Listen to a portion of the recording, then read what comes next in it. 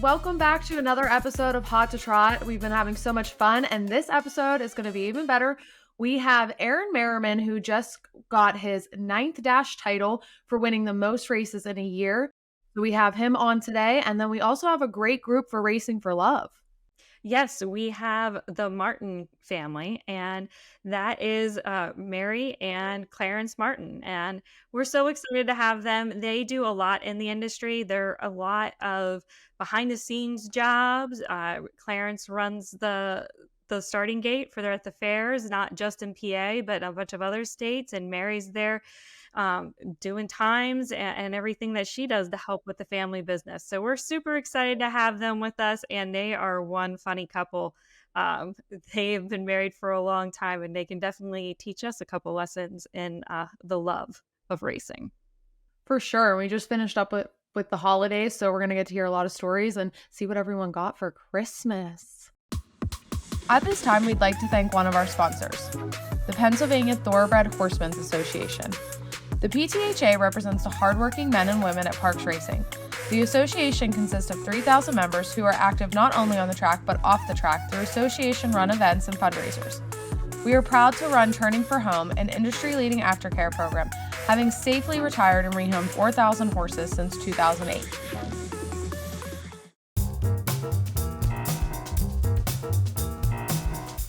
Welcome, Aaron. So by the time this airs, you're going to be getting your 9th dash title. So is that your goal every year when you go into a new year? Like, I'm going to win this many races and I'm going to get the dash title? No, I like to be like a daily or race, like a race by race psycho. I do not set goals. I do not. I think I did like right when I started or whatever. Like, it feels like you will disappoint yourself if you don't hit them.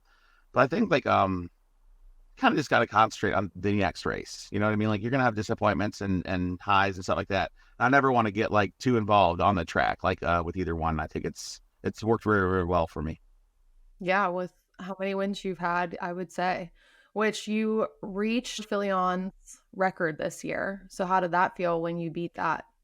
It's pretty cool because like when I was younger and we would visit my father, you know, my mom and dad have been divorced for a long time.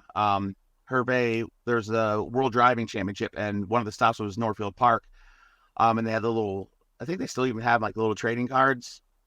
You know, and I had Hervey sign a card like when I was this is before his hiatus and you know, and coming back and everything like that. So it was somebody that my dad, I know he respected very, very well.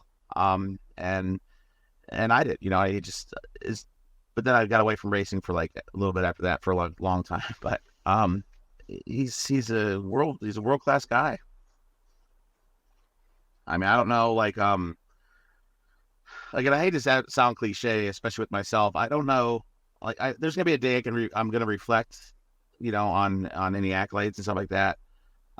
But like now, I just kind of like, I'm pretty flaky up here some days, so I just kind of like very, very happy for him, you know what I mean? But like I said, I'll reflect one day and really let it sink in. You just keep going to the next day of race cards. Yes. Yeah, because I think if I don't, there'll be issues. And I agree, you're flaky. Thank you. Well, yeah. I mean, I haven't always been this flaky. I mean, this is hard earned. There was a time when you were organized? You have to think hard about it, so I'm going no. Yeah, somewhat. Yeah, somewhat. So like, I was a very good student. Wasn't very organized student, but I was a very good student. I do remember that. Very somewhat intelligent somehow. It was bred into me. It was nothing that I had to work on, which helped. Oh my gosh, I have my little hooligans downstairs. They're all home, and I bet they're all on videos and YouTube. Do you monitor that? I do. I have an app. About to shut them all down. How many little ones are down there? I have a 10-year-old who has the flu and pink eye. Oh, all right. Wyatt. And then I have a 14-year-old. No, he's 15. He yelled at me. He's 15. He's at wrestling camp or wrestling practice. So, and then his father, he's 38. So he's the biggest kid, or actually the smallest. Your son's name is Wyatt? Yeah. All right. My best friend's name is Wyatt. He's named after the cowboy. He's our A little boy. Wyatt Jameson. So he is going to Oh, be hell on wheels. sounds like he already is if he's got pink eye. I thought that was the best. Wyatt. Thank you for that one. You're welcome. You're welcome. You can use that at a party if you'd like. Yeah. I appreciate it. We're going to go get them drops and get that pink eye under control. Cold and warm compresses will help a lot. Nurse Aaron, did you ever have a background in like nursing or? No, I have a child, 2 I children. don't know. How old are your children? 20. My son is 20 and my daughter's 9. Oh. What did she want for Christmas? Roblox, like gift card things or whatever, so she can get these special things. You have to give them like $500 in these Roblox gift cards so she can get. I've never heard anything. I said, what? It's her birthday was in October. I said, so I thought you just got that, some sort of item. And she actually was sick yesterday. And I thought she had pink eye. That's why it's so prevalent in my head. And then I got a couple of things. She said it has an Amazon list, so it's very, very easy for me. Just She's click good. the button. Huh? She's good. She's organized. Your daughter should organize your life. Yeah, my life's just okay. I'm okay. I'm just like It's just chaos. no, I'm just like what do they call it? Single empty nester. Is that a word? Empty nester, right? Yeah, when all the kids Yeah, leave there the you go. house. Yes, see, I'm a single empty nester. That's my life. So I probably should get a better personal assistant. We could plug it for you. Anybody that wants to apply, please. Where are they sending your resumes? To your email? He doesn't check his email. I don't have like a little dinger that goes off. Okay. So if you have any resumes, please send them to me and Donnell. We'll vet you through and get in touch with Aaron. Maybe we'll send like home pigeons with your resume. He's hard to get a hold of, but he really does need a personal assistant. Any qualifications you want to put out there? No, I have homing pigeons though, or racing ones. Oh my God. This just took a weird turn in the podcast. I wasn't ready for homing pigeons. So You have racing pigeons. Yes. I don't have them like personally. I don't like feed them, but yeah, I own them. Where do they race? The last race was in California. It's just landed it was in December. And then there's a huge race in end of October. It goes for like $1.555 million. Do they live feed this so we could watch them race? Yeah. Yes, it's called. Yeah, I'll tell you what. It's the Hoosier Classic. You can it's the Hoosier Classic. Google that. Google. You can look at you'll see my name on there. It's the Aaron Merriman family lofts. This is just something. Not only does he drive horses, he has pigeons that race. Are they named? Are they named like horses are named? These pigeons? Yeah, you can name them. Yes. Who's your best pigeon? My best pigeon was the one in California this year. She finished 13th. It was a girl. Mostly the hens do the best, they say, like hens or cocks. Girls usually do it better, so I believe that. I was 100% on board. Okay. But yes, a hen, and then they get bred, and like say you have like she was like 13th. So I can't say it's like name. I've never known how like to pronounce it. It's they just call him Lego. And he has a couple horses, and that pigeon she got shipped back to him for him to breed. It's just like horse racing, but with pigeons. I just think it's really, really cool. And I was talking about it one day because when I was in Ireland, a couple of the Scots were talking about their pigeons and stuff like that, blah, blah, blah. And I was like, oh my gosh. So I was talking about when I was there, and then this guy's like, I got pigeons. I got racing pigeons. And then I've been involved with him ever since. I want to race pigeons now. Can we bet on pigeons? See? Yeah. Oh, yes. You can bet on them. Yes. I don't see them on any of my betting apps. They have them like daily. Like, so like say you're in the UK, they have like races. I think they like daily. There's numerous races. I think daily. I'm writing all this down. How far are the races? Yeah. Like, are they flying a mile? No, they start off less than that. They'll train them. So you send them there as hatchlings. You know what I mean? As hatchlings or whatever. Like when they're like just tiny, tiny little babies, and then that's their home, and they're in this huge like roost thing. And then once they get old enough and they fly, they start off like maybe it was like 500 yards, and they take them to the spot wherever they fly back to their coop, and it just keeps going. And like the Hoosier Classic is like 385 miles. They take them away, and the one in California was over 400 miles. So they'll take them away a couple different spots and drop these birds at 424.6 miles, and then the first one back wins. How do we know if there's like some dirty bird play in the air? Like, is there someone monitoring this? Like, who's getting DQ'd if they peck the other one in the eye? Well, now they have that's not DQ, because sometimes they'll land, and of course they're an animal and they have like their hens or cocks, so like sometimes they want to just have a home or whatever, they breed or whatever they do, and sometimes people shoot them like they're quails. It's like, yeah, there's definitely ways they don't come back. Not everyone makes it back alive, suckers. Yeah, right. Sorry, guys. Sorry, animal lovers. Start out. So 5,000 of the best birds start at this Hoosier Classic. Okay, 5,000 of them. I do know that because you can read right on there or whatever, and you can see it. And then there's like there's a 24-hour camera like throughout the loft, and they have like a little veterinarian. Like if their wings get something happens to their wing and stuff, it's pretty cool actually. It's just interesting. I don't know if I like the odds on betting on pigeons now that we got contenders like they're getting shot. Some of them fly the coop literally. I know it's very, very high if you win, like because there's so many birds, and you can only bet on like, it's weird. It is win. It's across the board, but it's not win, play, show. It's like win something. I'm doing my research. Forgot. Hard to believe I forgot something. Personal assistant will also need to know about pigeon racing. Now you don't have just harness and pigeons. Donnell tells me you have some thoroughbreds too. Yes, I have had some thoroughbreds. I've not had a thoroughbred like in probably 8 or 9 months, which I'm a little upset about, because thoroughbreds, I love them and I love watching them, and I really liked the experience of owning them. But like if they don't do good like a couple times, they're not worth that much. So like, oh gosh, the last one I had was so pretty. It was black-ish, and he got a nice riding horse. Went for a riding horse somewhere. But like standardbreds, I'm not trying to jock our breed here or say they're so good, but they can do everything. You know what I mean? It sounds like crazy, but they can do everything. And I felt really bad when I like got more in depth with, well, where's this horse gonna go? You know what I mean? Like, they said, oh no, we'll find them a home. I said, but they don't. You can't put a card on them. They can't, do the fields. They can't, stuff like that or whatever. So it's like hard to Amish them unless you have some real racers want to race up and down the pastures, which I'm sure they do. No, thoroughbreds find great homes. A lot of them go around and they become, dressage, hunter jumper, barrel horses. They do well.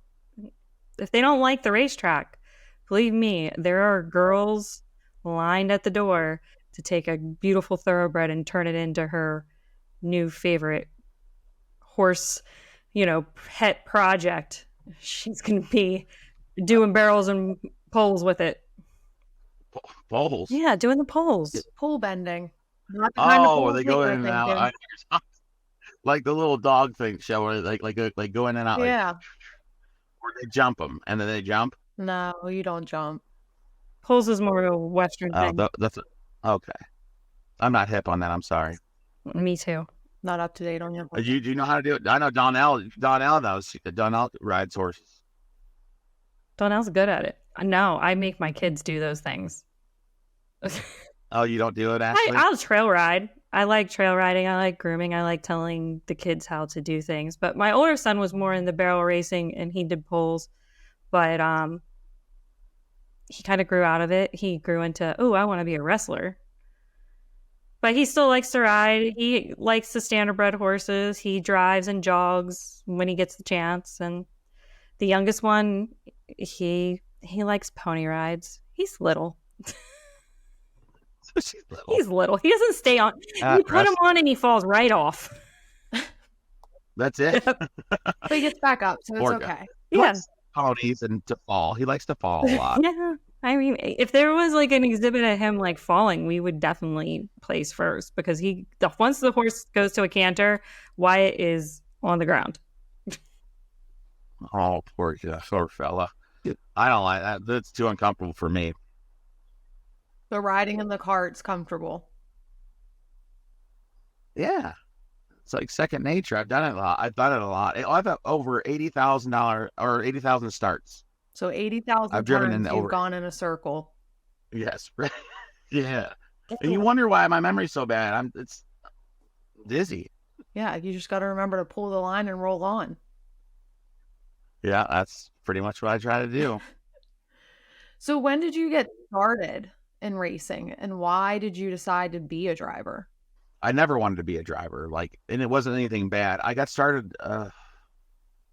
like I said, I think I started when I was like 20. Maybe got my qualifying license when I was like end of the 19, when I was 19. But I had went through high school. Then I took a semester or whatever, I guess they call it, or half a year or whatever. And then I ended up going up to University of Toledo. A friend of mine moved up there with me. And the track was down the road. So I was like, oh, that's a good job. You know what I mean? I'll just do that because that's something I know how to do. My dad had seasoned me for the last couple summers, try to teach me. And so I went there. And then a couple years later, it's like, oh, like a year and a half later, I was like, well, I want my license. Like, this is like when I was 19, I was like, I'm just going to get my license. So I might as well try it. And then my dad would send me out on bad horses that pulled and stuff like that. So then he said, you're not ready. You go back in the barn, blah, blah, blah, blah. Well, I ended up getting my license finally. And then I got, like, over the summer, I was like, okay. I went up there and drove a horse for a guy named Bruce Sturgeon. And I won my first race. And then I got my first wreck the week after. And then by the end of the year, everybody was like, oh, they called me the Golden Boy because I was, like, so nice and sweet. Oh my gosh, I can't. I'm being serious. But still, people from Toledo, so I'm like I'm not the Golden Boy. Anyway, and then I just started driving. I started doing good. I was like, wow, this school thing, it's not even that fun. So then I started driving horses, and my career took off, I guess, slowly. Well, it's worked out well fun for you. Yeah, it was fun. My mom wasn't real impressed at first. My mother's like in education and she's a college professor, but then she's like, well, I also know, she's like, you just got to do something that makes you happy. So, and I do love the horses.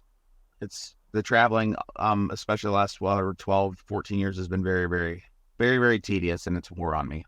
It's aging me. Yeah, you do a lot of running. It's too much. Like this week is like, I always like dread this week because always at Christmas week, you're going to have like a bunch of races stack up together, like tracks, because the time off of New Year's and the Christmas. So I have like Wednesday, Thursday, Friday. I have to go. Wednesday, Thursday, Friday. I have to double header. So not real happy about it. Well, explain to our listeners what a day is like, because you said double header. So what does that entail for you? Just like getting up or whatever, and hopefully I remember to do my driver changes. I don't set my clothes out like it's the first day of school the next day. Sometimes you just got to grab what's on the floor.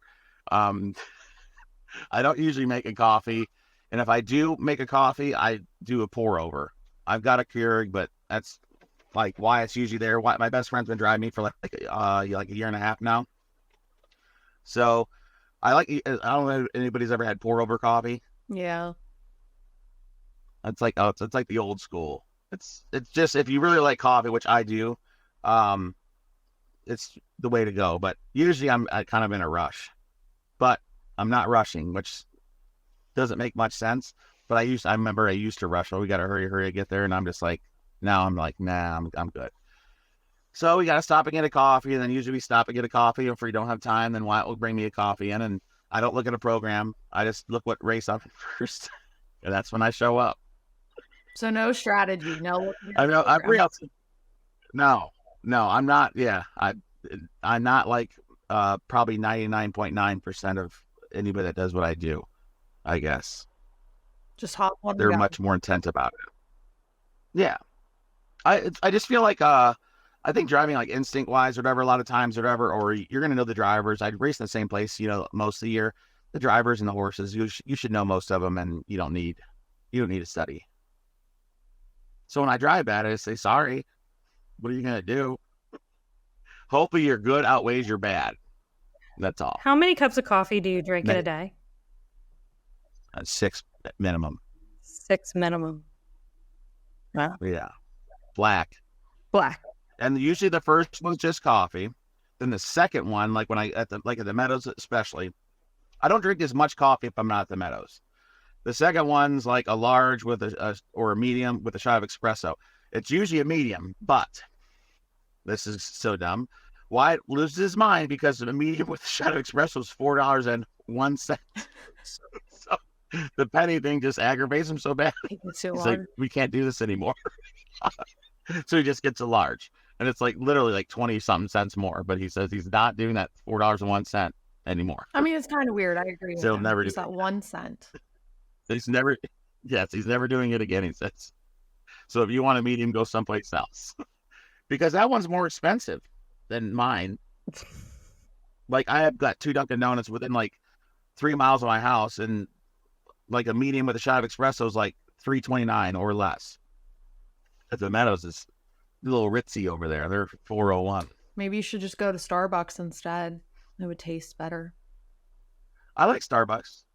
I need a little time because I have them do the pour over, and it usually takes them like 5 minutes. It's a complicated order. But their coffee's good. Yes, it is.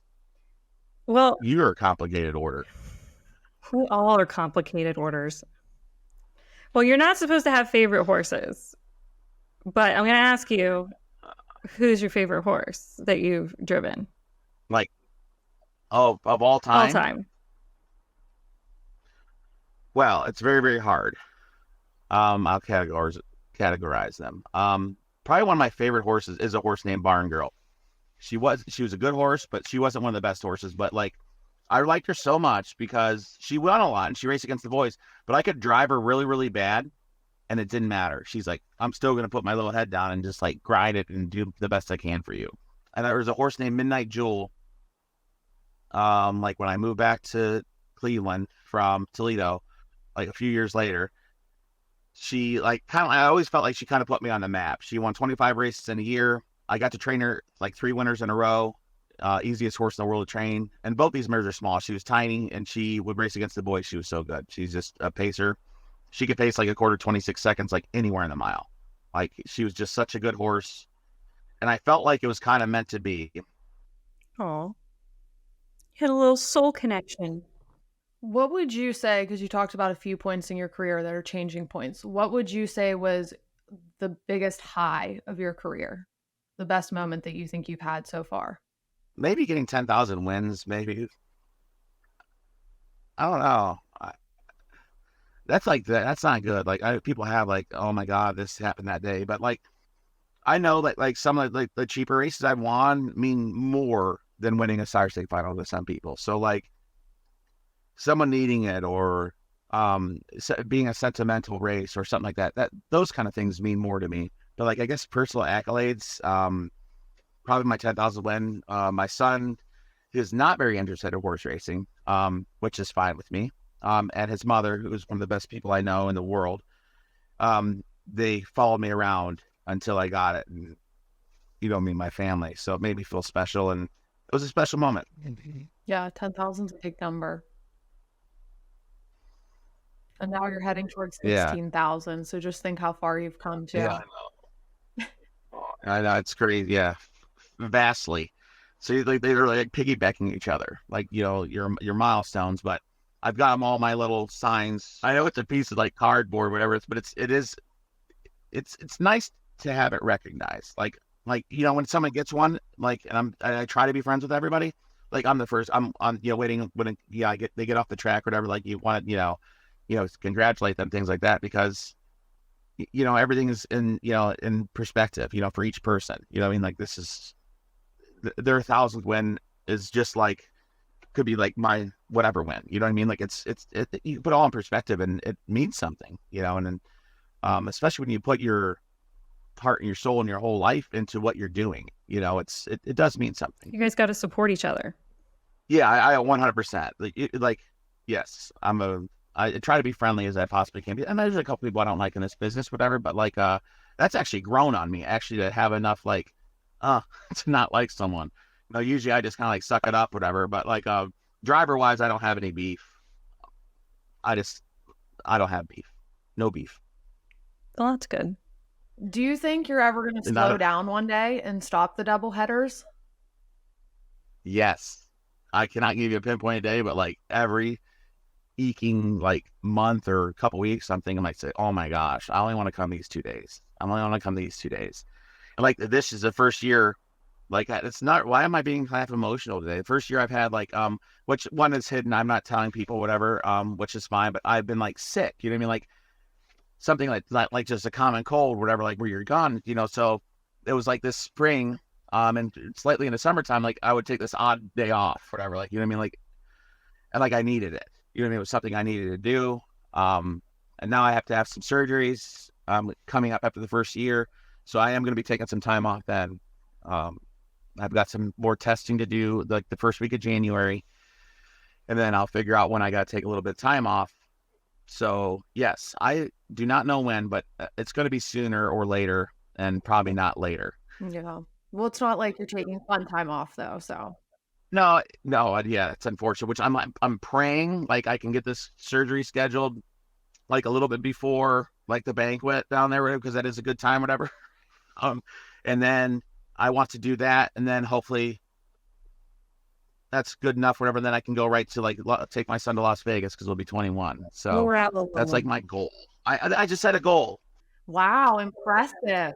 Yes. So I'm hoping the doctors can get me in like a couple of weeks before, so I'm like recovered enough for whatever I needed to be doing before the banquet. I can kind of just travel freely for a couple of weeks or at least 10 days and go there, and then take my son to Vegas is what my ideal 2024, my New Year's resolution, to get that done. Wow. So doctors, straighten up.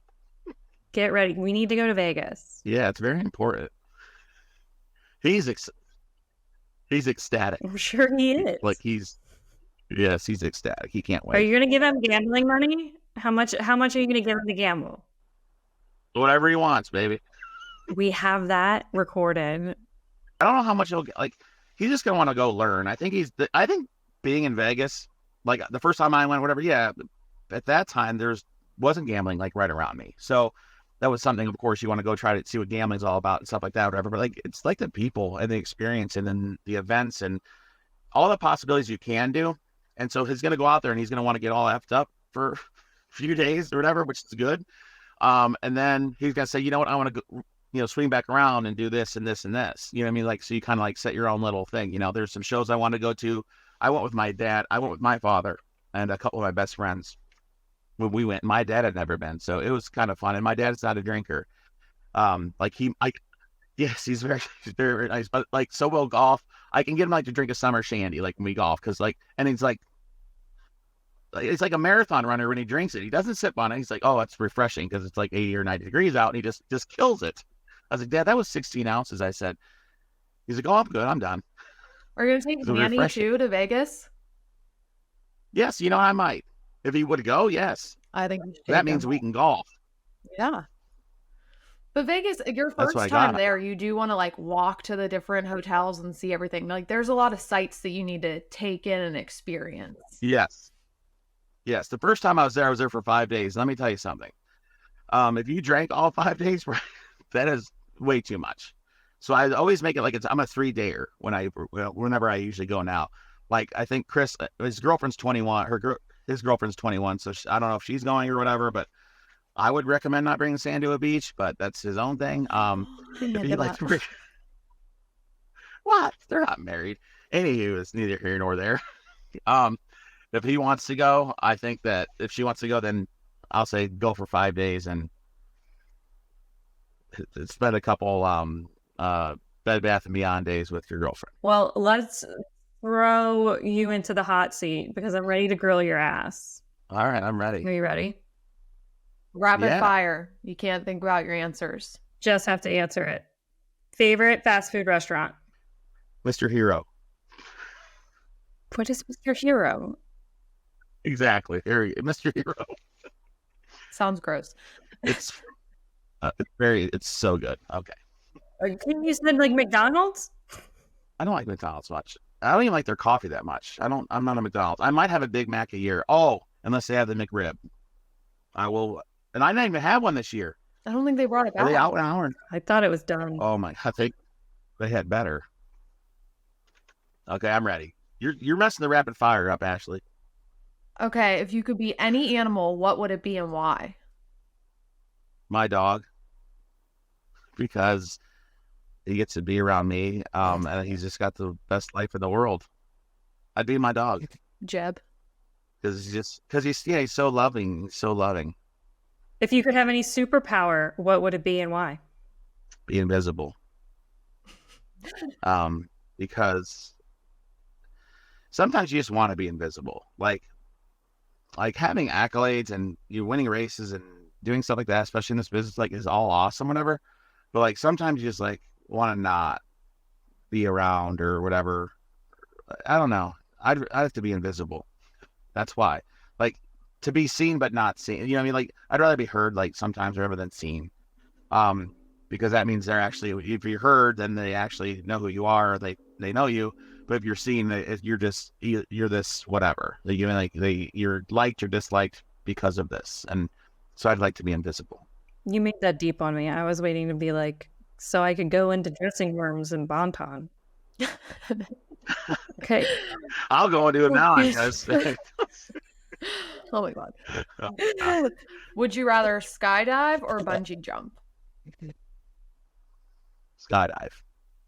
Because I'm supposed to do it one time. And bungee jump, I want to have a parachute. I don't want that thing to bungee jump cord to snap. I think that would be kind of scary.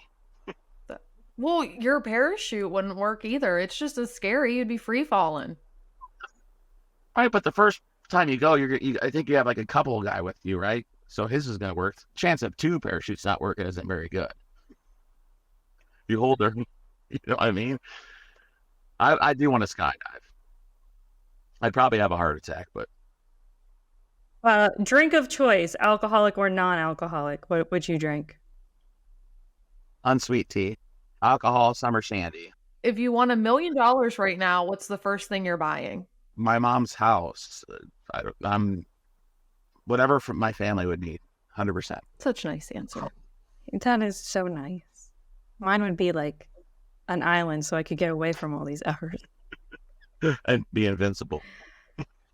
All right. Social media, blessing or a curse? Curse. Agreed. We all know why. I just don't think it's good. Yeah, but you should Social plug media's your good. racing social media. This is a chance for people to follow you and know what you're Yeah. up to. Okay. Follow Aaron Merriman Racing on probably every platform. I have never personally seen them, but she's doing a wonderful job. A couple people have now asked her to do a page, I believe now. I can't say whom. So I'm very, very happy for her. I still need a logo. Not Don't blame me. so, but this is good. No, I know. I made a logo. I drew them. So, this is how dense I am sometimes. My sister is like an incredible artist. So yesterday we're there and my older sister told me she's got an Etsy right now. She just got on there, whatever. I was like, oh my gosh. And she told me, you can finish my logo for me. Is she gonna do There it? you go. Yeah. I told her, I actually sketched it. I sketched a couple things or whatever. So like, just because I want to have the coolest gear, like, and have the coolest things and stuff. That's the only reason why I want it. We understand. We like merch. Yes. Oh my God. I don't like merch, but I don't like that word merch because that Chris Gooden does those little videos and they haunt me. We're gonna be making merch videos coming soon. Hot to Trot merch. Yeah. You can wear Yes. it. Yes. Yes, I will wear it. Put your faces on it. We thought about it, but that would be a big seller. So Right. Turn heads. People are going to get car accidents and stuff. So you asked me, what was the other question? okay, if you weren't racing, what career path would you be on? Gosh, I have no idea. I'd probably do something that involved talking to people. I always wanted to be a mailman I don't know why. My driving record is not good enough to ever be one now. But I always thought it'd be like cool, like to walk door to door and then know your like little route, you know. But I would probably like be like maybe a bartender or something, or a waiter.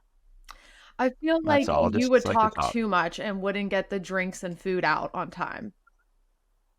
Well, I would get it out there, but I guarantee I wasn't one of those people like that. Put it up here. I'd be writing it down. Yeah. Yes, I would be writing it down. What's your favorite flavor of ice cream? butter pecan. What is your most embarrassing moment that still makes you cringe till today?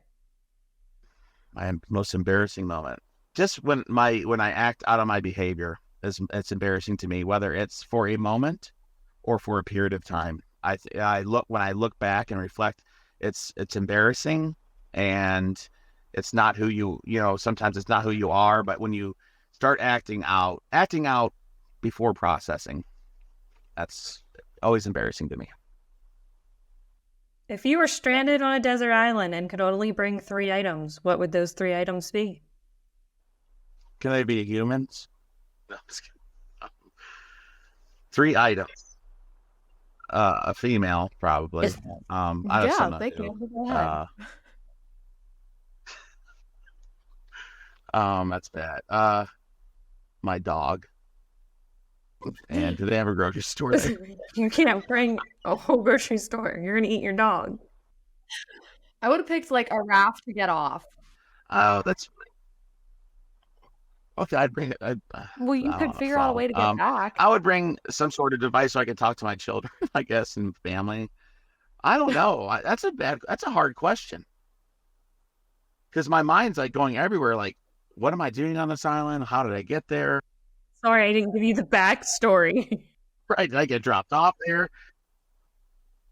Right? I'm just saying, did I get dropped off there? Was I shipwrecked? Because if you're shipwrecked and you had some sort of supplies, you can go fish out of the ocean. Sorry, we went way too deep. Let's just say, okay, yeah.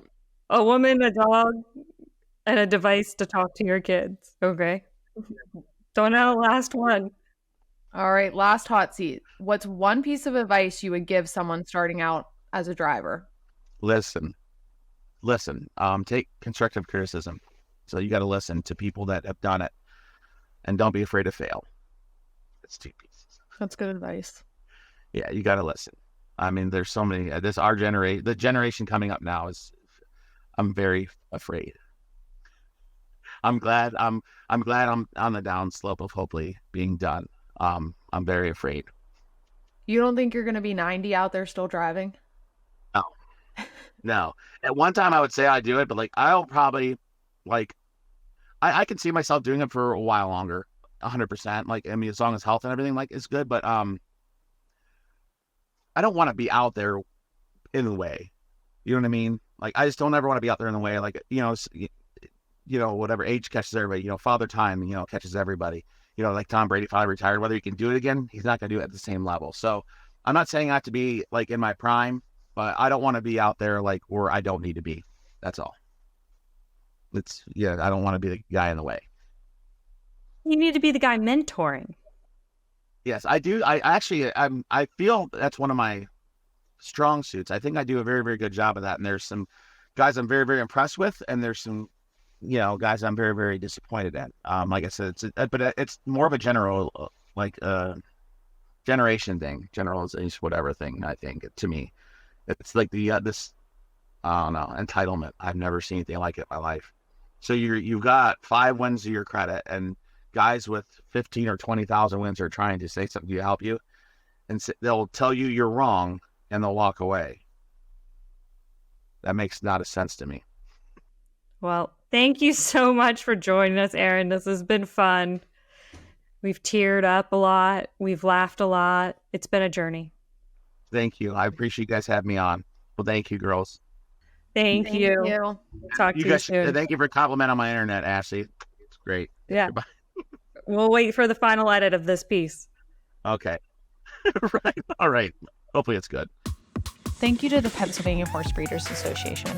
Pennsylvania's breeding industry has ranked in the top 10 in the nation for the past 20 years by the number of registered foals produced. Pennsylvania's breeding program is the forefront of lucrative breeding programs. There's plenty of opportunity to earn here in Pennsylvania. Visit pabred.com to learn more about the Pennsylvania Horse Breeders Association and breeding here in Pennsylvania.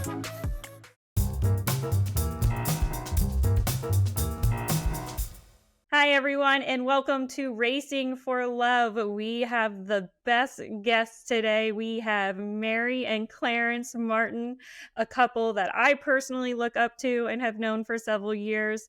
And I am super excited to do this podcast with you guys today. I have a lot of burning hot questions for you guys. First, I want to say congratulations, Clarence, on winning the President's Award for the Keystone Ushua chapter. That's a big award, so congratulations. Well, thank you very much. I never thought anything like that would happen, but when Heather Wilder called me, I couldn't believe it, to be honest with you. Oh, well, you're well deserving. I saw you running around at all the fairs. They'd be lost without you for sure. Very, very well deserving. You've done a lot. Actually, you and your daughter were one of the first people to contact me when we started PHRA and was pitching me that we could put magnets on your starting cars and do t-shirts, that you really wanted to have t-shirts to give out to the kids and give starting car rides. So that's how I got first introduced to you guys, is you guys were pitching me like, how can we team up and get some t-shirts out to the fairs and give kids rides? And I loved it. We put What a Ride all over the starting cars, and you guys were throwing t-shirts, and whenever my son was there, he was throwing them in the crowd and everyone loved them. We did that for a couple summers. Yeah, it worked out real good. We gave a lot of people rides. We still do rides. Not as much as we did in the past, but we still, if the fair asks us to, we do. And I think it helps. It gets people maybe a little interested. How much is going to help, who knows? But you got to try something, that's for sure. It's a fun experience. All right, well, let's get into this. So first off, we want to know how you guys met and how long have you been married? An eternity. We met at Vernon Downs back in 1982. We worked for the same person, Bones Vaughn, and we got married in 1984. So this summer will be 40 years. Wow, that's amazing. What's your anniversary date? July 28th. Good thing you asked her, not me. Wow. Awesome. And how do you manage to, balance working together and being married this long? Well, it used to be I was in the barn, running the barn, and just keeping him on the track. So we were together, but we weren't. It's because he was doing all the racetrack work and I was keeping things rolling in the barn. But as times went on, now we're together a little bit more in the barn. And sometimes we look at each other and say, how did we do this for all these years? But you kind of forget everything when you come home and start again. Sound good? Okay. That's about right. We haven't killed each other anyway. That's the main thing. That's the main thing. How do you guys do it like all summer long, Clarence? You obviously travel all over, and then you said you have a stable of horses. How do you guys manage all this? We do a calendar and we daily look June, July, and August. We are constantly looking at the calendar, who's got to be where and what. It's a struggle, but somehow we get it all done. It wasn't as bad when we just did Pennsylvania fairs, but then we got into the New York fairs. First couple of years we did those. We only did like 3 or 4 that were close to home, and it wasn't bad. But then 3 years ago, during COVID, we ended up with all the fairs in New York except 2. We don't do Goshen at the Hall of Fame. They do that themselves. And then there's a Dunkirk fair. We don't do that. Actually, a guy that works for us, Terry Mays, he does that. But we thank God we've got good help. We've got good starters, good drivers. Mary drives. Lisa drives. Lisa Dunn drove all this last summer, did a great job. I hope she comes back this coming summer. We got Keith Hamilton from upstate New York works for us, and Richie Ringler down from Harrington, Delaware.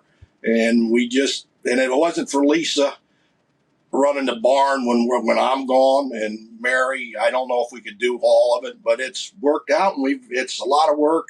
We work hard at it, but then when the winter time comes, we just kind of take a little time off and try to recuperate and get ready to start over again. That was one of my questions. Mary does drive the starting car for you sometimes. Was she right off the bat good at that, or did it take a little bit? Well, I tell you what, I took her to the Shenandoah Fair when they used to have what they called the Wine and Cheese Festival with trotters. And we did that, and it was very narrow. And we went and we only used one wing on the gate, the inside wing. And that's the first place she ever drove. And then she would drive at home at Homesdale when we schooled our babies on the fair track.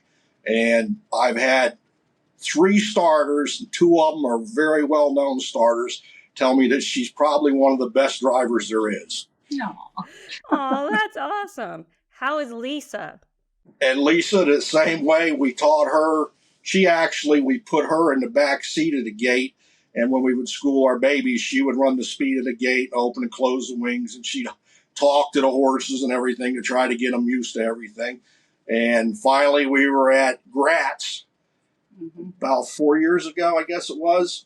Yeah. And Lisa was there. Mary was driving, and she rode with us half the day. And finally, I told her, get in the front seat. Let's go. And she did Gratz, and then she did Bloom that year. And now we just send her. She does mostly New York fairs. She'll take the one gate or the portable gate, and she leaves in the morning, drives up to the fairs. They do the fairs, and she comes home. And, she's busy. She's the charter clerk at Tioga, and Mary does Vernon Downs. A lot of people don't know that. So they're going on all the weekends, and we've got a lady that's been with us probably 8 years now that she does the barn work on Saturdays, Friday, Saturdays, when if we can't be home and do the work. We have an equisizer, and she puts them on the equisizer, and she gets the work done. And we've got a good team, really. I mean, a lot of people say teams are what you need, and I agree with them now. Maybe a long time ago, I just said, you don't need a team, but believe me, you do, especially what we're doing now. Yeah. How did you guys even get into the starting car business and running the starting cars at the fairs? Like, how did that come about? I opened my big mouth. We were actually at the fair banquet at Harrisburg the year before Earl Beale died.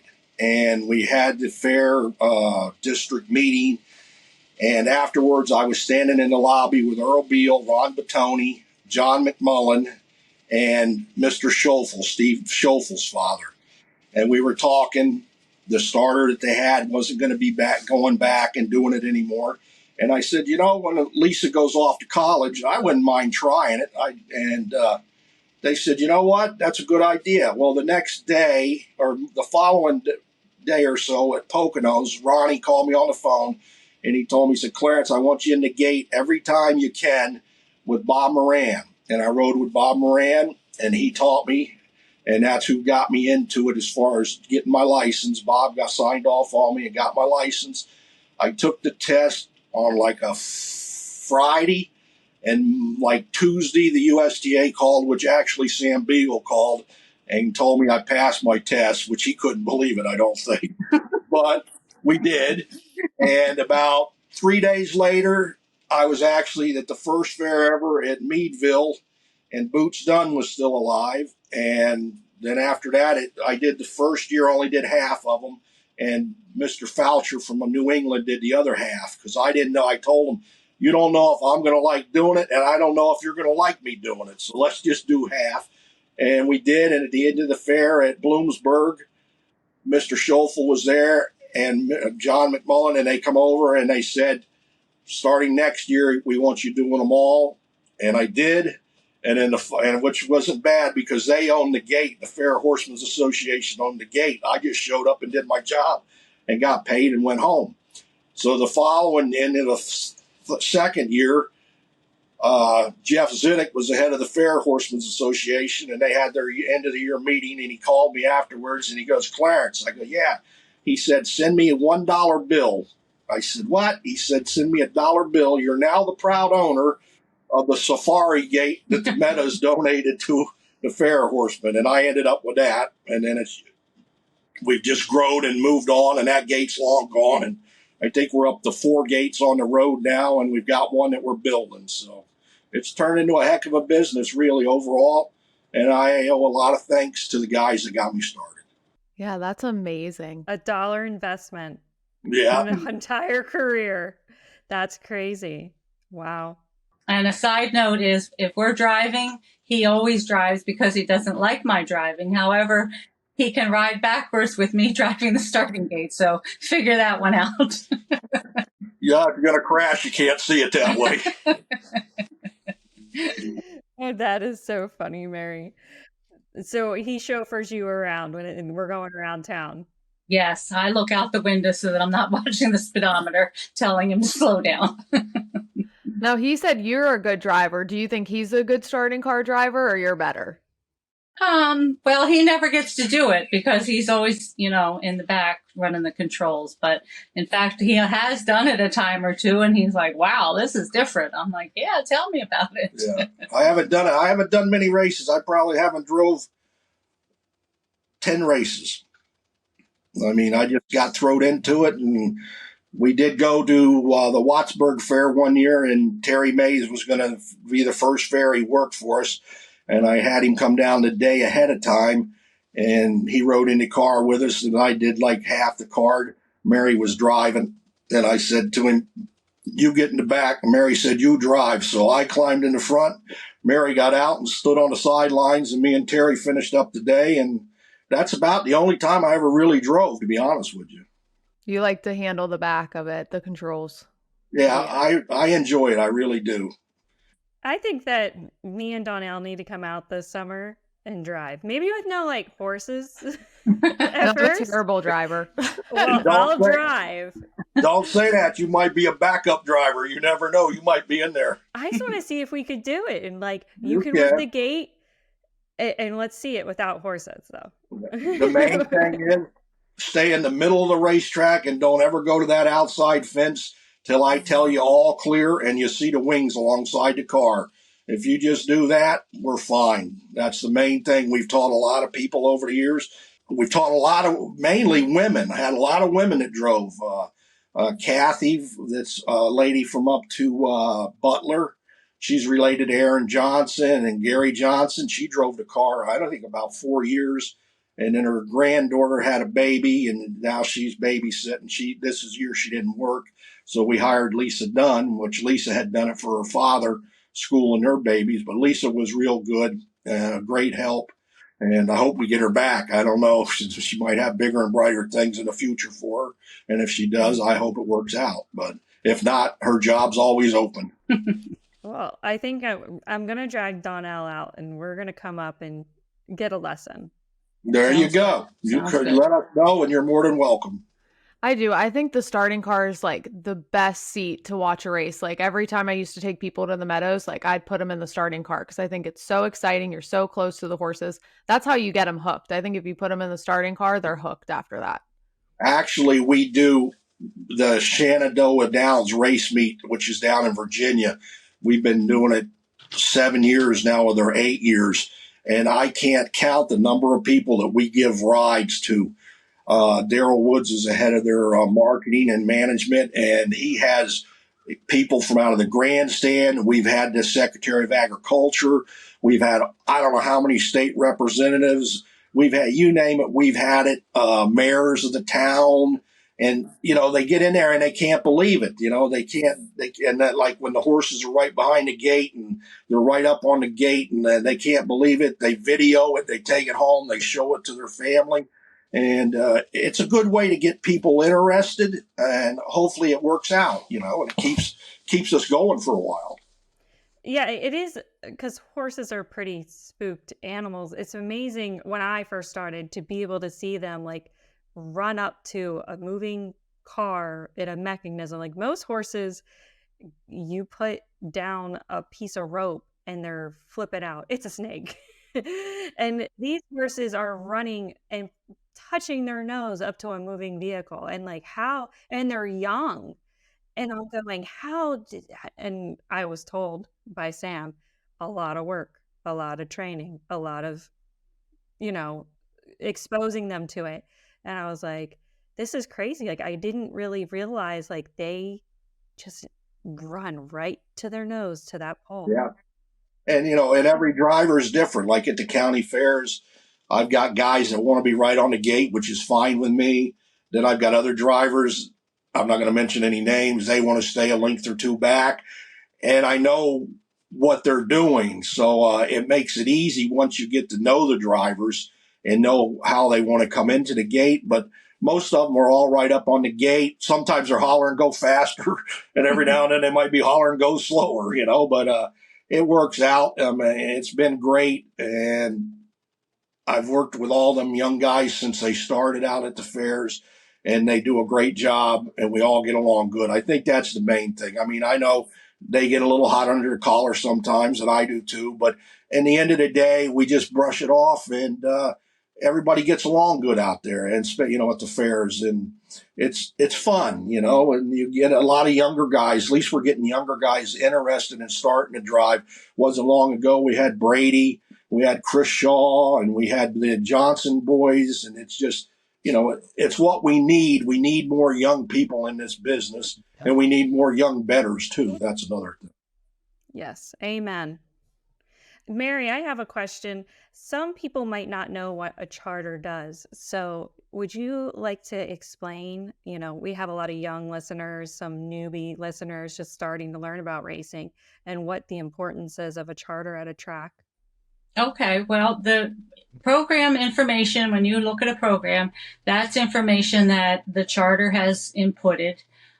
We watch the race from the start to the finish, and as they approach the quarter pole, I'll use my phone as a recording and say where each horse is placed. The 1 is first by 2 lengths over the 7, and the 3's out, and like that. So you do every pole. Just before they get to the pole, you start your call, and then again at the top of the stretch. And at the fairs, you might call right through to the finish, but at the racetracks, you have photo finish, so you don't make that last call.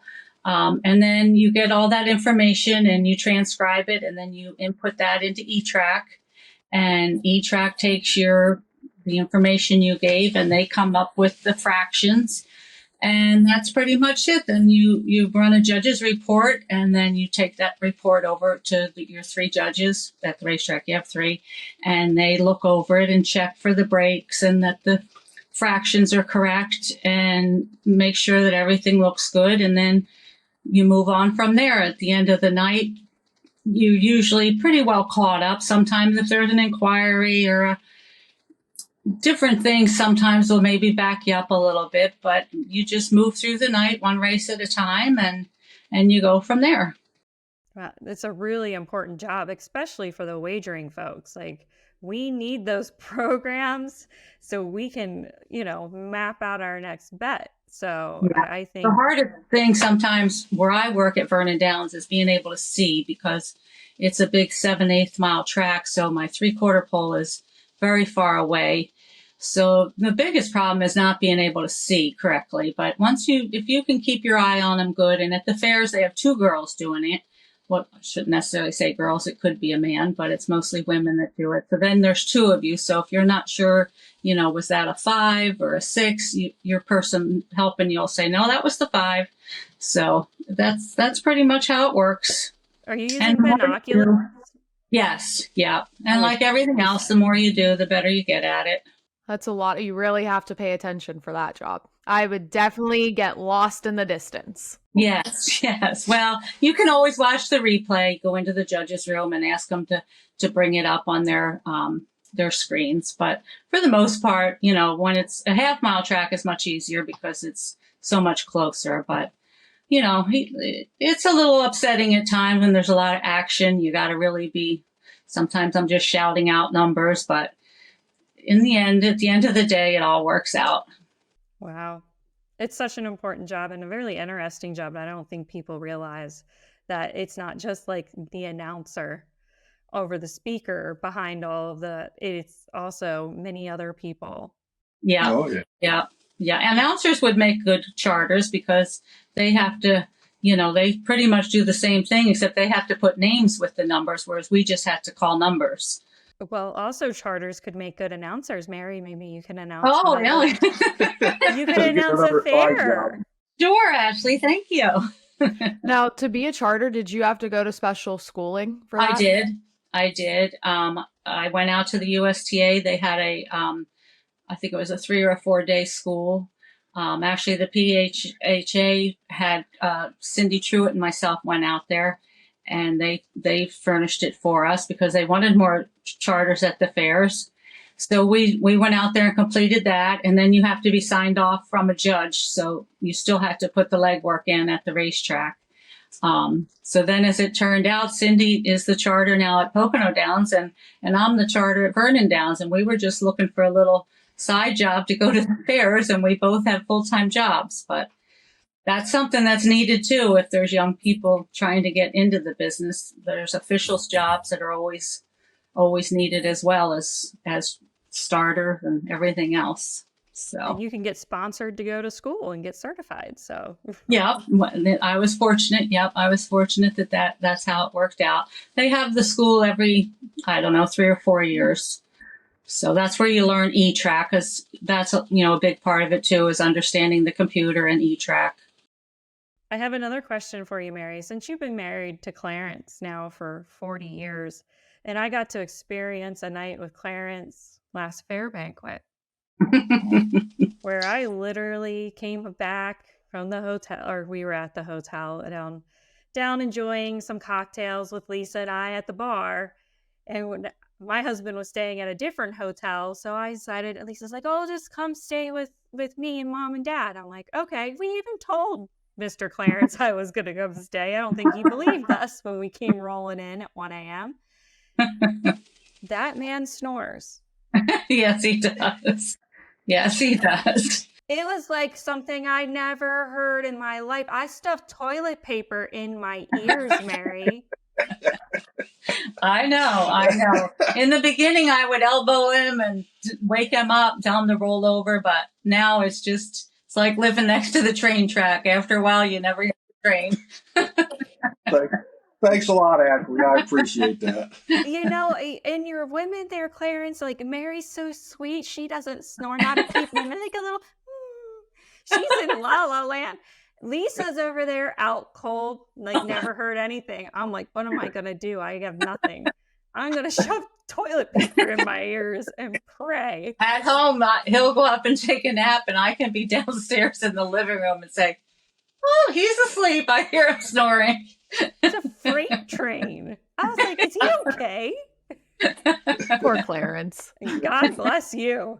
I mean, I would have been moving into a different bedroom. They tell me I snore, but I don't believe them. Don't let her fool you, Ashley. She's learned how to snore over the years too. You guys all get earplugs for Christmas from me. There you go. You're not going to stay with them at this year's fair banquet, Ashley? No, I made sure I have my own room in the same hotel for both nights. I don't have to cross over. I don't have to worry about my husband getting me.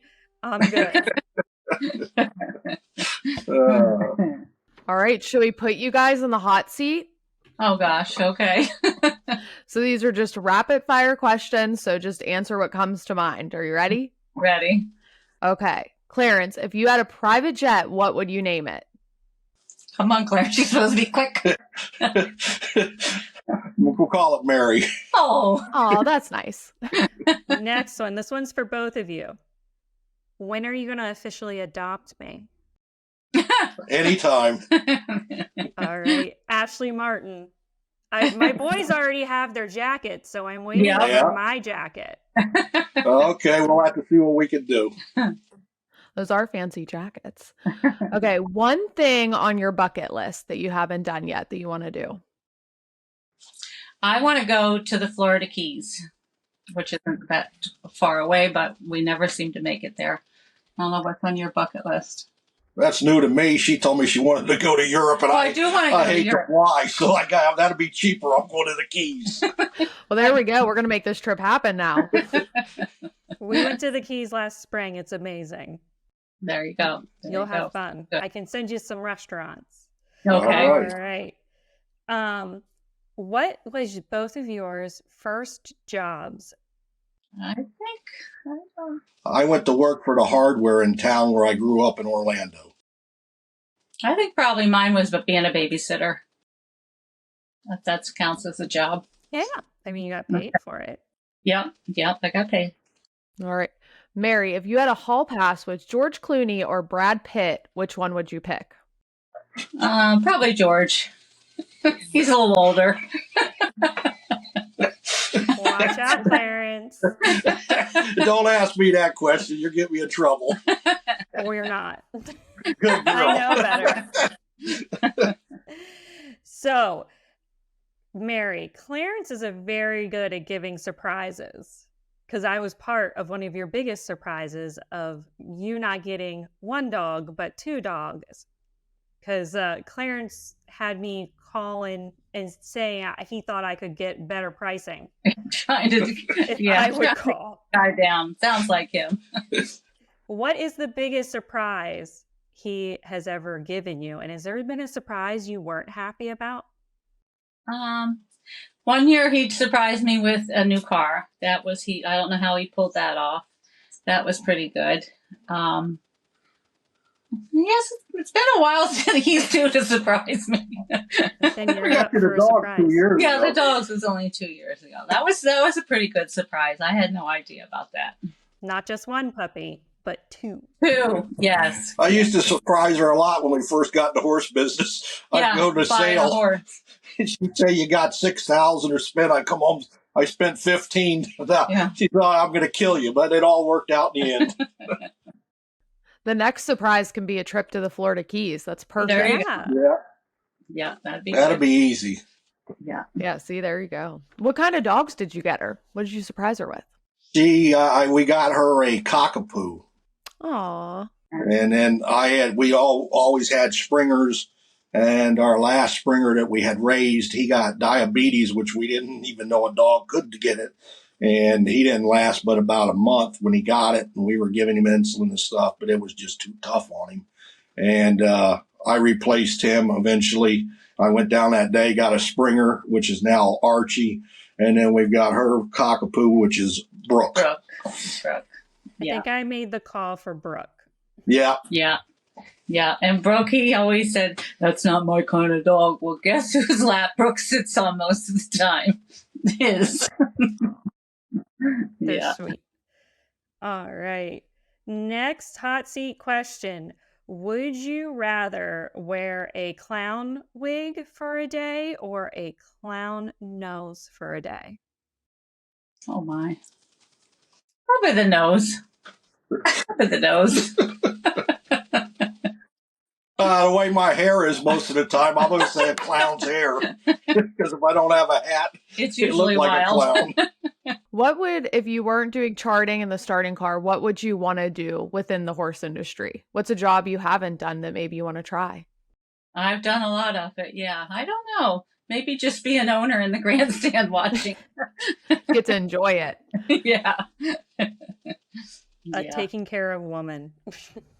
Oh, yeah, there you go. I've been trying for that. I don't know. I made a wrong turn somewhere. She always said she wanted to be the type of trainer's wife that came in and brought donuts for everybody and stood around and watched. That never worked out. Never happened. Oh, I want that for you. That sounds like a good spot to be. You clean one stall and then you're running the show. Yeah, then you're cleaning 30. Last hot seat question we have is, would you rather be the clown at the rodeo or the cowboy riding the bull at the rodeo? Well, you probably would be the cowboy. I'm going to ride. Yeah, I'd probably be the clown. I don't know, Mary. Those clowns get jacked up. How fast can you run? I just get in that barrel. Hold on. All right. Well, I think that does it for our hot seat questions. Yeah, thank you guys. It's been great having you on here. Thank you. Thank you. Glad We to do appreciate it.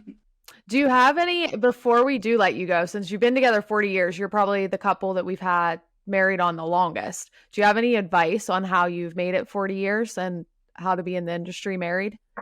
You know, it's funny. Mary's father, he was Irish, and he was hard-headed. And the day of our wedding, that night when we went to go on our honeymoon, she told me we were driving, she said, you know what my dad told me today? And I said, no. She said, he's told me that in every marriage, there's one boss. And he says, usually it's the husband. Well, I kind of at that time thought, that was cool that he said that, but you know what? There's no boss. No, you got to work together. Got to work, discuss stuff, go from there.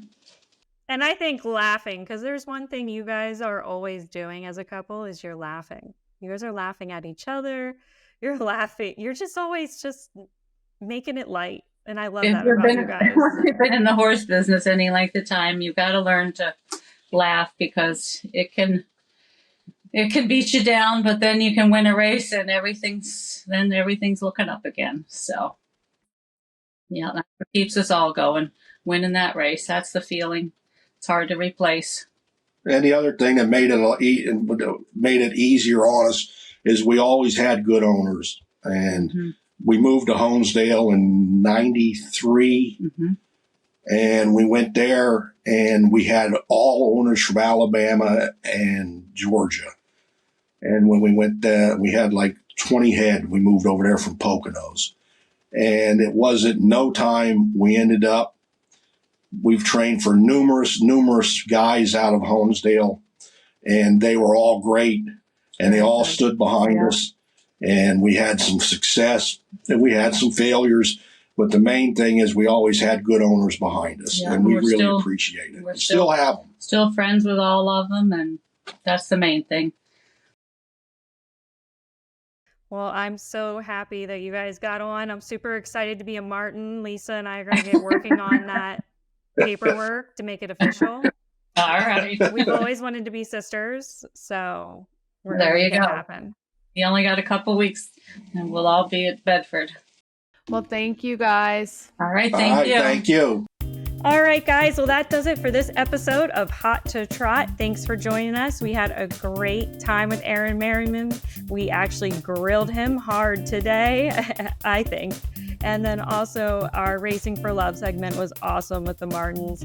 I thoroughly enjoyed being on with them and officially getting adopted. So I'll let you guys know when the paperwork goes through. And I would like to tell everyone, again, if you guys have any questions that you want us to ask, anyone you want to see on Hot to Trot, please message us. Go to penhorseracing.com. We have a Hot to Trot page right there on the homepage that you can click on and submit your feedback, questions, who you want to see. And also follow us on social media. We are on X. We are on Twitter. No, we are now on Hot to Trot TikTok. So if you're on TikTok, we now have our own TikTok Hot to Trot. But Ashley is right. We do have X, Facebook, Instagram, and 2 different TikTok accounts. So follow us on all social media platforms to send in those questions and who you want to see on Hot to Trot. So yeah, it's been a fun episode though. We've been having fun. Yes, we've been having a lot of fun. Thanks for the save there, Donnell. You're I welcome. needed it. Sometimes. I got this. Twitter, X, they change all the time. I don't know. Yeah, we can't keep up with the names. You know what? It's too much. You know what we're talking about. Oh, all right. Well, we'll see you next time. Thanks for joining in. Thanks for listening, and thank you to the Standardbred Breeders of Pennsylvania for sponsoring Hot to Trot. We'll see you next time.